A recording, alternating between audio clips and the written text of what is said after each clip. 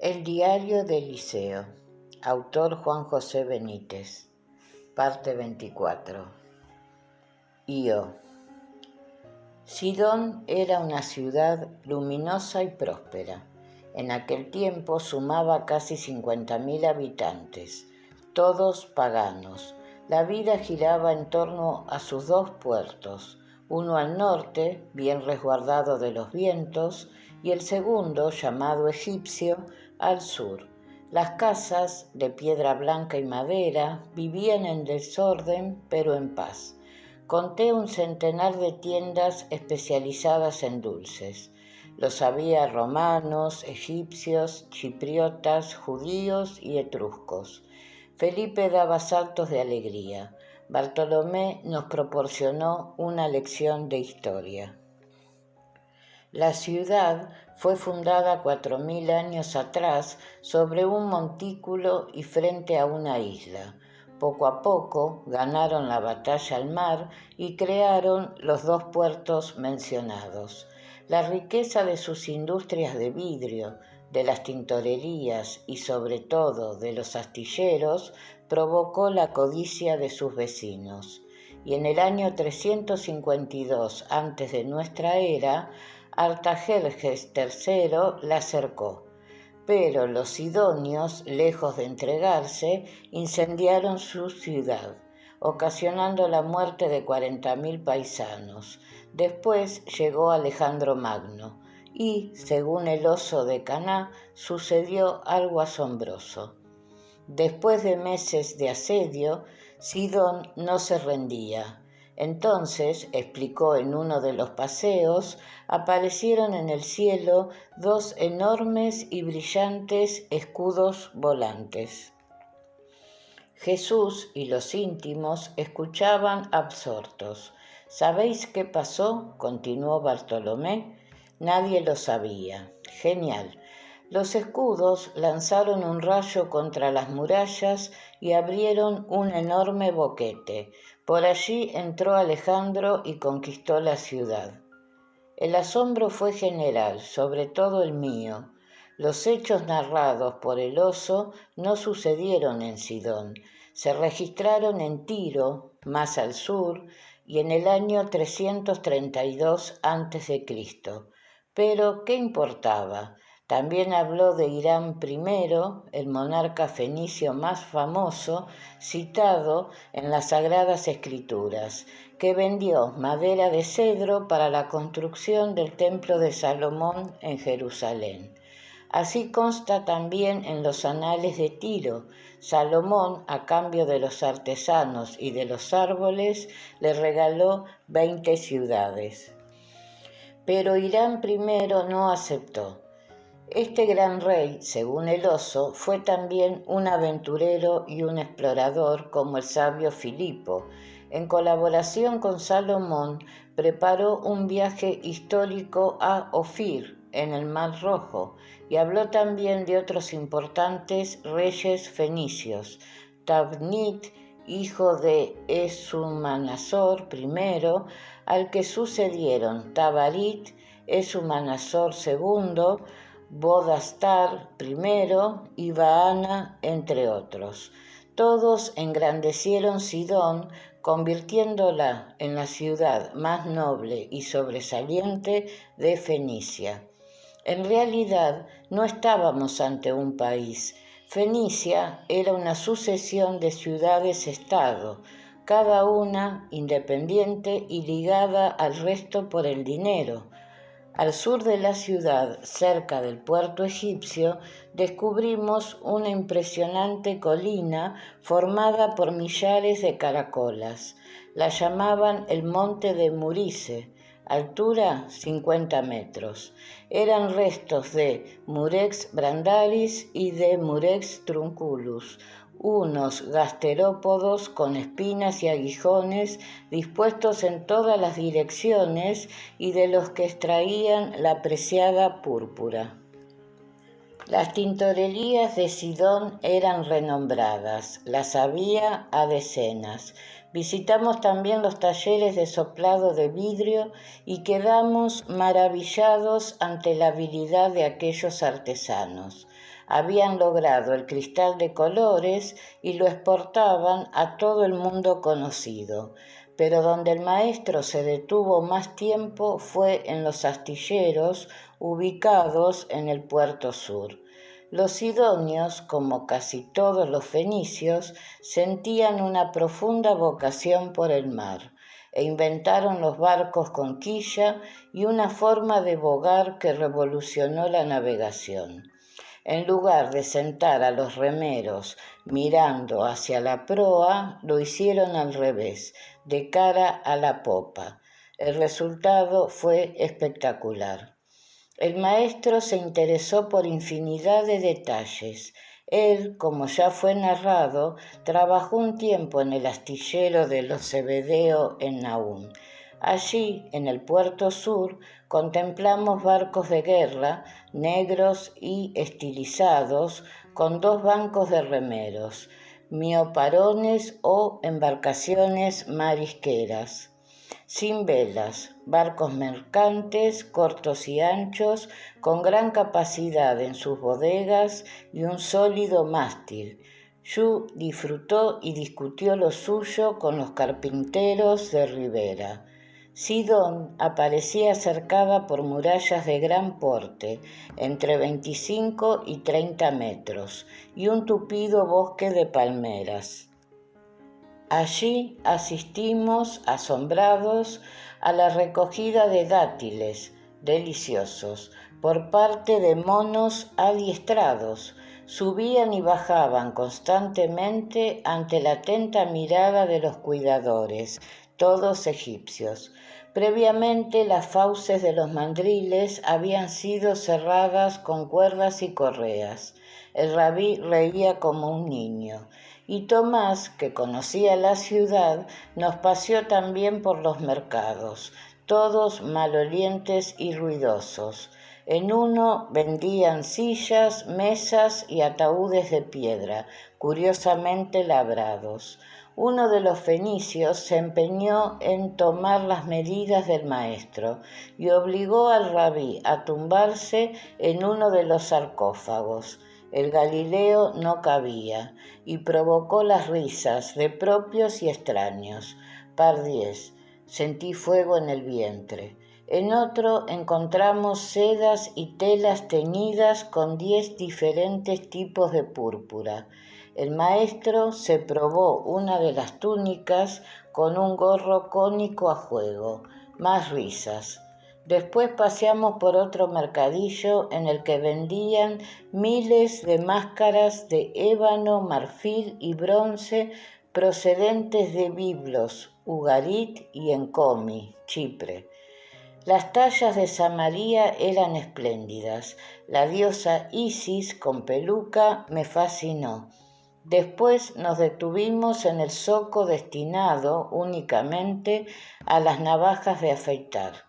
Eran obras de arte en un cobre afiladísimo. Todas ellas aparecían grabadas con motivos cartagineses, dioses y bellas vírgenes desnudas. Tomás se compró 2. Y, naturalmente, no podía faltar el mercado en el que se vendían cientos de dioses. Astarte y Echum eran los favoritos. Vi reproducciones en piedra, madera y marfil. Astarte era la diosa de la fecundidad y Echum el equivalente de Asclepios, el dios de la medicina. Los fenicios la llamaban Astar-Ra'at. En Sidón le habían levantado 3 templos. Tenían diferentes advocaciones. Astarte del combate, Astarte del mar, Astarte de la caza y Astarte de la fecundidad. El maestro se alojó en la confortable casa de una tal Carushka, al sur de Sidón, cerca del puerto egipcio. La fenicia había visitado el hospital de campaña que fue dirigido por David Zebedeo en la playa de Saidán. Allí se hizo fiel seguidora de las enseñanzas del rabí. El resto se acomodó en casas próximas. Yu y yo elegimos el Reda y lo situé muy cerca de la casa de Karushka. La intuición avisó: ojo, atento. Jesús fue muy claro, deseaba que su estancia en Sidón pasara desapercibida. Todos asintieron, incluida la dueña de la casa, pero la paz y el sosiego fueron breves. El 15 de junio del año 29, miércoles, nos tocó vivir otra experiencia única. La noticia de la presencia del Hacedor de Maravillas en la ciudad terminó filtrándose. Alguien en la casa de Karushka se fue de la lengua. Podía ser la 10:00, 4 de la tarde. El sol daría el portazo habitual a las 18:34. El maestro se encontraba en el interior de la vivienda. Yo me hallaba en el carro conversando con el chino. Y de pronto escuchamos voces. Saltamos del Reda y nos aproximamos a la puerta de la casa. Allí estaba la Tabad. Discutían con una mujer de unos 40 años, encorvada y llorosa. Llevaba de la mano a una niña de unos 10 años. La mujer, de origen sirio, no hablaba griego, y Pedro buscó a uno de los siervos de la casa para que hiciera de intérprete. La siria se había enterado de la presencia del rabí de Galilea en Sidón y necesitaba que curase a su pequeña Io. Así se llamaba la niña. Los Zebedeo y Pedro, de buenas maneras, le hicieron ver que Jesús estaba descansando y que no debía ser molestado, pero la mujer insistió e insistió. Para Norana, esa era la gracia de la madre, lo estaba poseída por un demonio. Llegaron otros discípulos y asistieron en silencio al pulso entre Pedro y la siria. Aguardemos, explicó la mujer, hasta que el maestro termine su descanso. Y Pedro empezó a perder la paciencia. No había forma de hacerle entender a la mujer que el Galileo no deseaba visitas, e intervinieron los gemelos. El resultado fue el mismo. No me moveré de aquí, desafió Norana. Los íntimos parlamentaron entre ellos. ¿Qué podían hacer? Y Pedro ordenó al traductor que trasladara a la incombustible siria. Mujer, entiéndelo, el maestro está cansado de tanta curación y de tanta enseñanza. Y siguió inventando. Está en Sidón para descansar. Por favor, márchate. La respuesta fue inmediata. Me iré cuando haya visto al rabí. E intervino Tomás. Mujer, no molestes. Norana no le dejó terminar. Sé que vuestro maestro puede curar a mi hija. Pero, ¿qué le ocurre a Io? Se interesó el traductor. Y la madre sin más desnudó a la niña. Pedro retrocedió espantado. El resto palideció.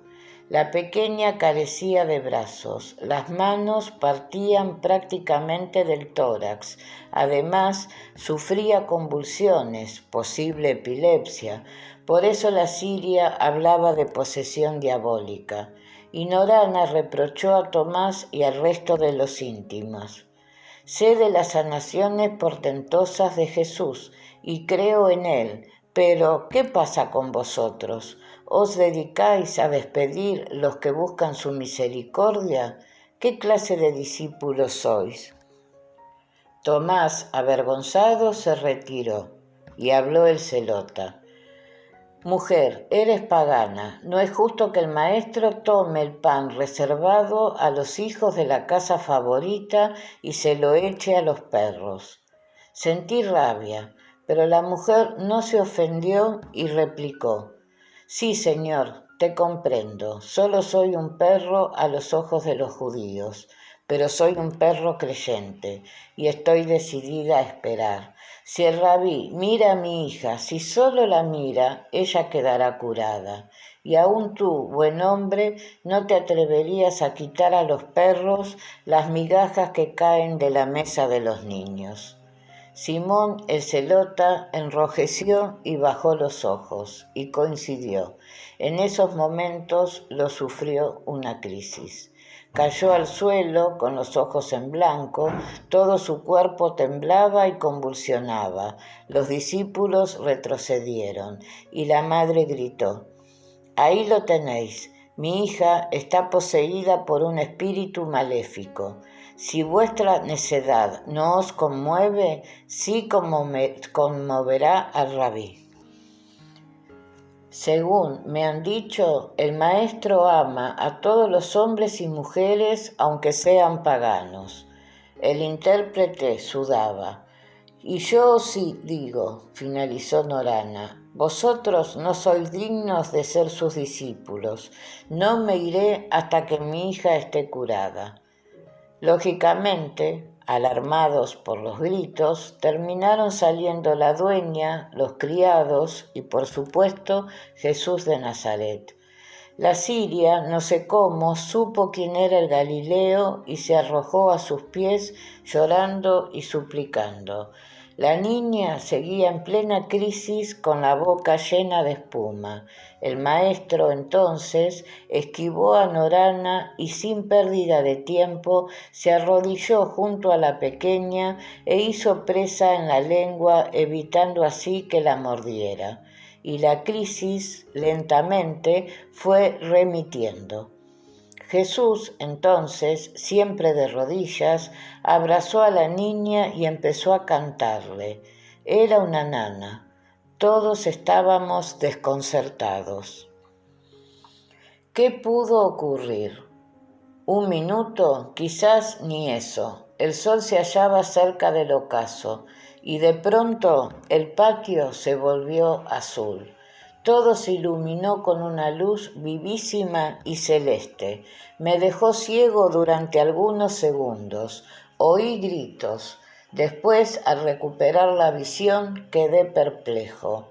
Pardiez. Lo continuaba entre los brazos del Galileo, pero tenía extremidades superiores, tenía brazos. El lugar olía a mandarina, el perfume del amor y la ternura. No esperé, huí, estaba aterrorizado. Aquel hombre era verdaderamente un dios. Más adelante, cuando logré serenarme, regresé al Reda. Yu me informó. El maestro había entregado a Yo a los brazos de su madre. Esta lloraba y lloraba, acariciaba a la niña y repetía: «Gracias, gracias por cuidar de los perros». El rabí solicitó a Norana y a todos los presentes que no dijeran nada sobre lo ocurrido. Así lo prometieron. Días más tarde, en la cuna, repasé lo escrito en los evangelios sobre este asombroso suceso. Pardiez. Mintieron de nuevo y como bellacos. Mateo dice textualmente: saliendo de allí, ¿de dónde? Se retiró hacia la región de Tiro y Sidón. En esto una mujer cananea que había salido de aquel territorio gritaba diciendo: «Ten piedad de mí, Señor, hijo de David, mi hija está malamente endemoniada». Pero él, Jesús, no le respondió. Falso. El maestro no estaba presente en esos momentos. Sus discípulos, acercándose, le rogaban: «Concédeselo que viene gritando detrás de nosotros». Más falso aún. Respondió él: «No he sido enviado más que a las ovejas perdidas de la casa de Israel». Pardiez, qué desvergüenza. Jesús jamás pronunció esas palabras. Ella, no obstante, vino a postrarse ante él y le dijo: «Señor, socórreme». Falso. Él le respondió: no está bien tomar el pan de los hijos y echárselo a los perritos. Eso más o menos lo dijo el celota, no Jesús. Sí, señor, repuso ella, pero también los perritos comen de las migajas que caen de la mesa de sus amos. Entonces Jesús le respondió: mujer, grande es tu fe, que te suceda como deseas. Y desde aquel momento quedó curada su hija. Sí, pero Mateo, que no estaba presente, no dice nada sobre la increíble aparición de los brazos de Io. En suma, otro desastre evangélico, y el hipotético lector de estas memorias, como escribía Jasón, se preguntará: ¿por qué los evangelistas no dicen nada sobre los reproches de Norana? ¿Por qué no mencionan algunas de las palabras de la mujer siria? Por ejemplo, vosotros no sois dignos de ser sus discípulos. Muy simple, algo así hubiera empañado la imagen de los íntimos. Dijo sí con la cabeza. Fue entrada la noche cuando Felipe se presentó en el carro descubierto.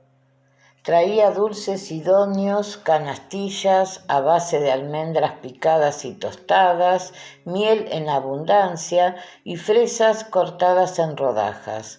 Todo ello mezclado con queratia, el chocolate que extraían del algarrobo. Dulcificó un poco mi angustia. Y el intendente narró lo que este explorador ya había visto. La niña siria tenía brazos. Ya no era una poseída. Esa madrugada, cuando me quedé solo, establecí la conexión con Santa Claus y pregunté sobre el grave problema que presentaba yo antes de su sanación. El ordenador central, a la vista de mi informe, expuso que podría tratarse de una deformación o truncamiento de las extremidades superiores, una enfermedad rara llamada focomelia que se caracteriza por el acortamiento de los brazos o de las piernas, de forma que las manos o los dedos nacen directamente del cuerpo, del tórax o, en el caso de los pies, del vientre. Se trataría, pues, de una alteración irreversible de la diferenciación esquelética, un problema de origen genético. En otras palabras, para sanar a la niña, el maestro o quien fuera tuvo que modificar la carga celular completa de su organismo, algo impensable. Y se repitió la historia. Aunque el rabí, como fue dicho, tuvo la precaución de suplicar a sus discípulos y a la gente de la casa en la que se alojaba que no dijeran nada a nadie, la noticia, por boca de Norana, se difundió a los cuatro vientos. Le faltó tiempo para cantarla por las calles de Sidón mostrando a la niña, y la gente la interrogaba y examinaba a Io. Todos quedaron perplejos, y al día siguiente un gentío se congregó frente a la vivienda de Karushka. Pedían la presencia del rabí. Al principio fueron respetuosos, después se volvieron violentos y exigentes, reclamando a gritos y con golpes en la puerta al hacedor de maravillas. Los enfermos y tullidos se contaban por decenas. Andrés, una vez más, consultó con el Galileo y optaron por la huida. Todo había salido al revés. En esta oportunidad, Jesús de Nazaret tuvo que esconderse en el Reda bajo las mantas y las provisiones. Tomás, conocedor de la zona, se hizo con las riendas. Y escapamos en la madrugada mientras la muchedumbre dormía. Tomamos el camino del norte por la costa y sin un objetivo concreto. Al amanecer, cuando habíamos recorrido más de 20 kilómetros, nos detuvimos en una pequeña playa abrigada por los bosques. El mar se hallaba tranquilo y el alba nos cubrió violeta. Andrés examinó el paraje, parecía solitario y decidieron descansar. La única compañía era un barco negro a cosa de 200 metros de la costa y hacia poniente. Unos hombres faineaban en cubierta con una larga manguera. Se hallaba anclado e indiferente. El maestro recibió la orden y salió de entre las lechugas y los ajos. Pardiez, qué estampa. Se estiró tratando de desentumecer los músculos y suspiró profundamente. Contempló el mar y nos invitó a bañarnos. En breve la temperatura escalaría los 30 grados Celsius. ¿Por qué no? Un baño me despejaría. Y bajamos a la arena. Una ligera brisa jugaba en la orilla con olas diminutas. Felipe, Tomás y el oso nos imitaron. El resto se quedó al pie de los árboles. Estaban rendidos y muertos de sueño. Nos desnudamos por completo, abandonamos la ropa sobre la arena y corrimos hacia el agua. El último en llegar al barco friega los platos, gritó el rabí, y nadamos hacia la embarcación. 4 individuos trapicheaban en la cubierta, pero no parecían pescadores. Sentí cierto pudor, estábamos desnudos, pero a ninguno de mis compañeros les importó, y siguieron nadando hacia la oscura silueta. Al acercarme, descubrí que trabajaban con una larga manguera de cuero negro de unos 20 o 30 metros. Tomás, a mi lado, aclaró: son buscadores de agua dulce. ¿En el mar?, pregunté desconcertado. Y el discípulo explicó que en esa zona se daban manantiales de agua potable que brotaban justamente en las profundidades. Para obtener el agua hacían descender la manguera hasta el fondo y, merced a un embudo al revés, capturaban el torrente. El agua ascendía por presión y era depositada en cubas de madera. Es un agua sabrosísima, decía, excelente para ensaladas y como afrodisíaco. No le creí. Y de pronto escuchamos voces. Estábamos a unos 150 o 200 metros de la costa. Eran los discípulos. Gritaban y hacían señas con los brazos para que volviéramos. Me alarmé. ¿Tiburones? Y observé rápido los alrededores. No distinguí ninguna aleta sospechosa. Introduje la cabeza en el agua e intenté captar alguna sombra. Negativo. Pero al poco sí observé varias manchas oscuras. Nadaban veloces a 8 o 10 metros de la superficie y en dirección a la playa. Cuando traté de avisar, el maestro ya los había visto y gritó: «¡Delfines!», y señaló la popa de la embarcación. En efecto, un clan de cetáceos nadaba y saltaba cerca del barco, emitiendo afilados chasquidos y silbidos. Eran calderones comunes, lo que en mi país llaman potear, por la cabeza en forma de caldero de hierro. Vestían unas brillantes pieles negras con la típica mancha blanca en forma de ancla en el vientre. Los cuerpos de los adultos aparecían cruzados por infinidad de cicatrices, consecuencia seguramente de los ataques de los calamares. Los machos podían medir 3 o 4 metros. Las hembras, más pequeñas y frágiles, no superaban los 3 metros. Me parecieron muy alterados. Como digo, saltaban y emitían continuos chillidos. ¿Qué les sucedía? ¿Habían localizado alguna ballena asesina? ¿Quizás tiburones blancos? El rabí prudentemente sugirió que regresásemos, y así lo hicimos, y los calderones continuaron histéricos.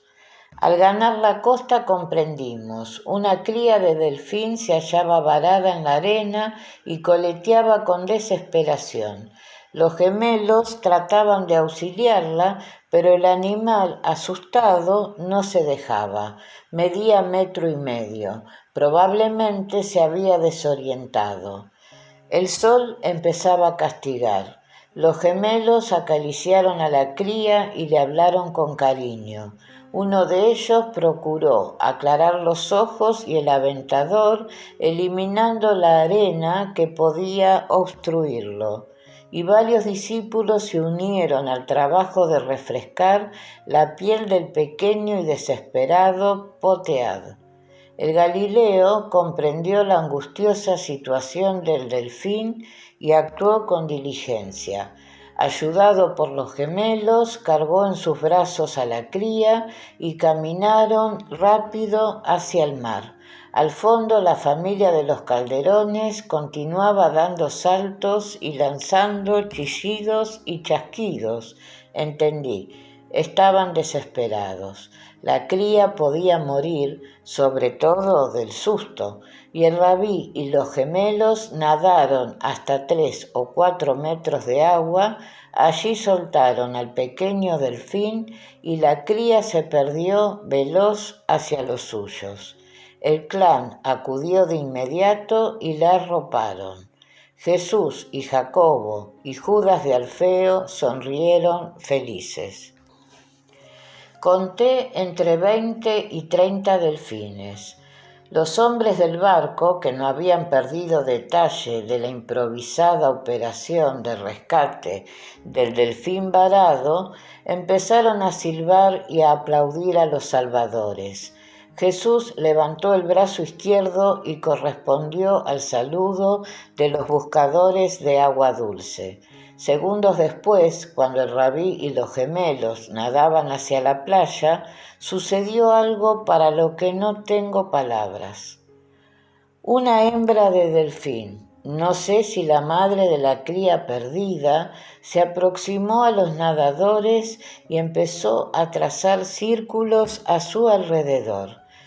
El maestro se detuvo, los otros continuaron nadando, y el inteligente cetáceo saltó fuera del agua girando sobre sí mismo, y cayó feliz una y otra vez, al tiempo que emitía intensos sonidos.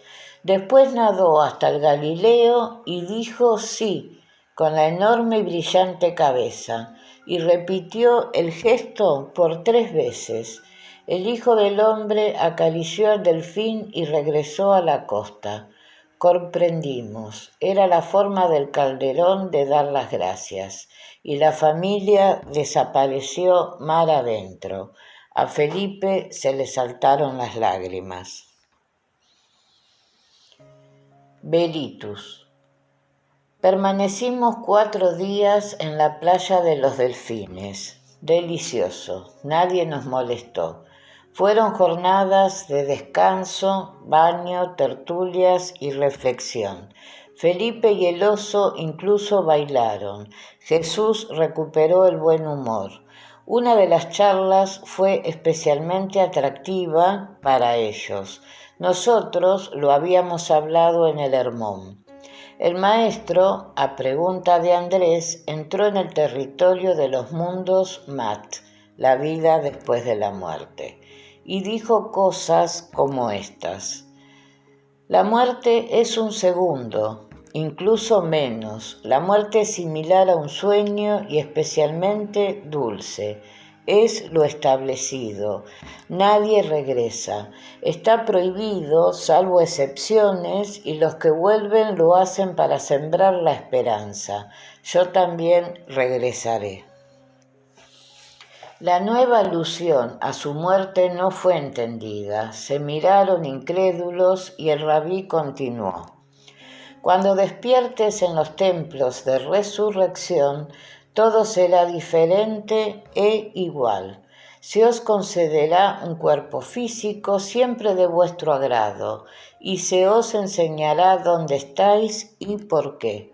Al principio pensaréis que se trata de una pesadilla.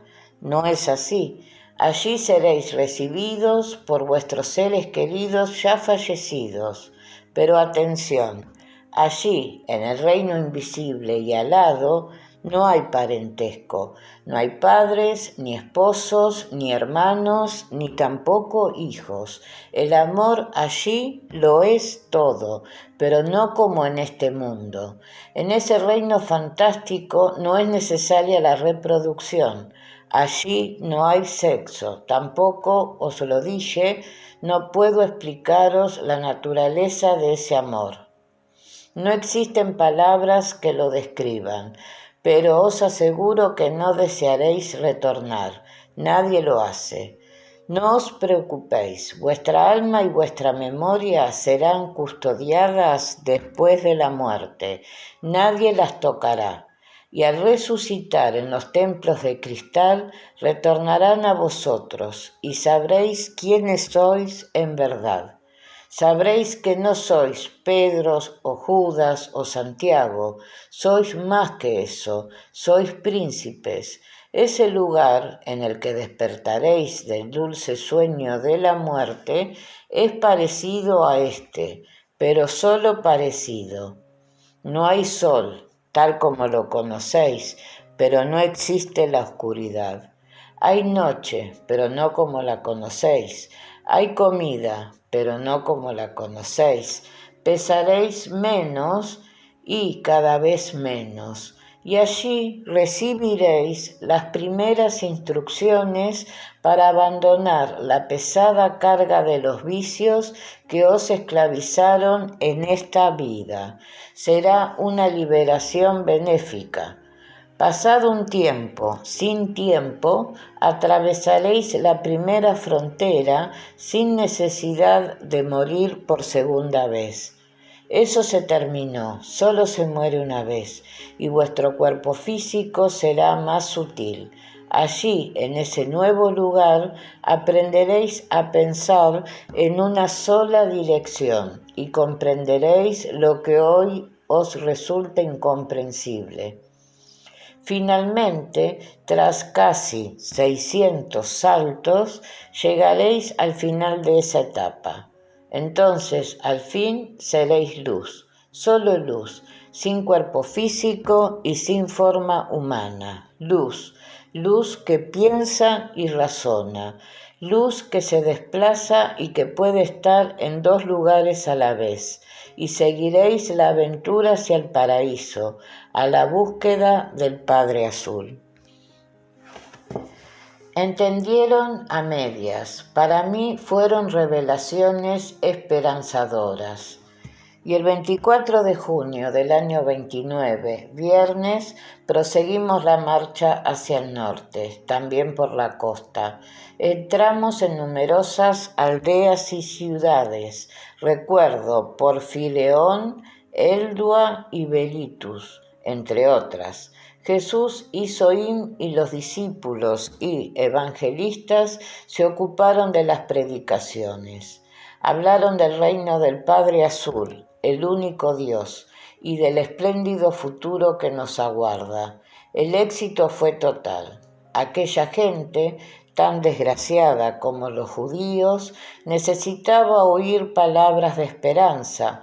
Lo dejaban todo y escuchaban y aplaudían y lloraban y preguntaban: ¿dónde está la puerta de ese reino invisible y alado?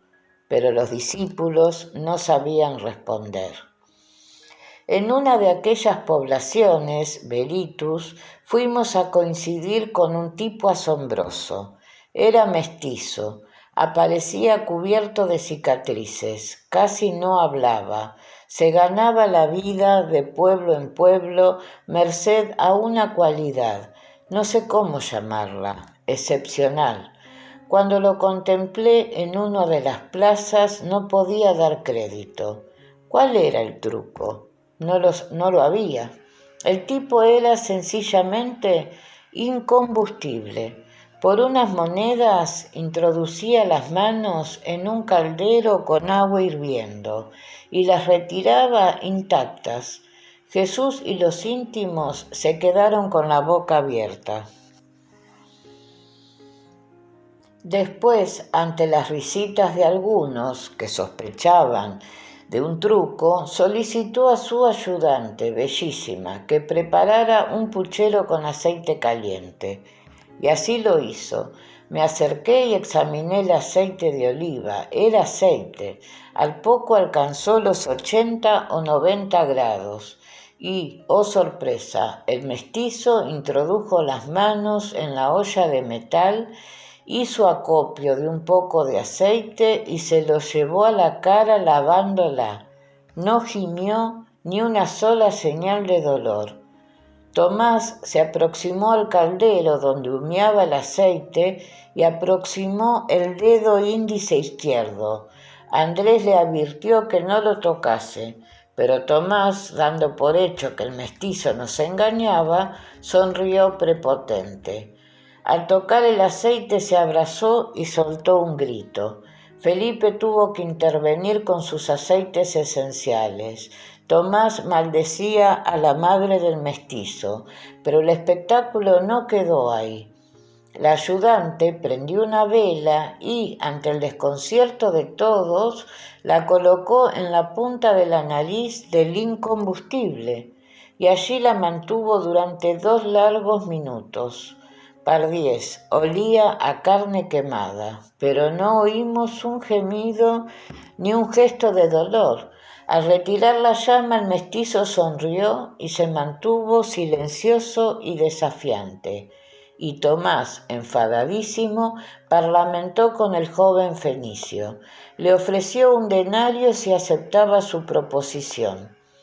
El mestizo dijo que sí, se deshizo de la túnica y del taparrabos y dejó los genitales al aire. Nos miramos temerosos. Jesús se puso serio y se hizo el silencio. Tomás entonces tomó una tea y sin dudarlo paseó la llama sobre el pene y los testículos. Creo que palidecimos, y mantuvo el fuego entre los genitales durante otros 2 eternos minutos. Observé el rostro del muchacho. No creo que tuviera más de 20 años. Nada, impasible. Pardiez, jamás vi algo semejante. Tomás tuvo que pagar, después el espectáculo continuó. El mestizo se llevó un hierro al rojo al interior de la boca y allí lo mantuvo hasta que el metal se enfrió. Pardiez y Pardiez, creí que me desmayaba. Al retirarnos, Andrés preguntó al rabí: «Señor, ¿este hombre sería de utilidad para nuestro grupo? ¿Lo contratamos?» El hijo del hombre se limitó a sonreír sin ganas y prosiguió con sus largas zancadas. El Iscariote y Juanito Zebedeo coincidieron. Es Lilith, la jefa de las diablesas, la que ha poseído al mestizo. Huyamos de aquí. Esa noche interrogué a Santa Claus sobre el extraño suceso. El ordenador central aclaró el porqué de semejante resistencia al dolor. Estábamos ante un caso de SIP, una enfermedad rarísima, analgesia congénita, provocada por un desorden genético. Y aportó un dato interesante. En su memoria existía un hecho parecido. Se registró en París en julio de 1803. Testigos: decenas de científicos y médicos que presenciaron una serie de pruebas parecidas a las que se sometió el mestizo fenicio. Lugar: la Escuela de Medicina. Un joven español de Toledo de 23 años fue capaz de resistir 6 pruebas en las que superó el dolor provocado por los ácidos, el agua y el aceite hirviendo. El singular suceso fue recogido en las páginas del jornal de debates y ratificado en una carta por el cirujano Dr. Bourard, médico forense del Distrito 6 de París. Quedé desconcertado.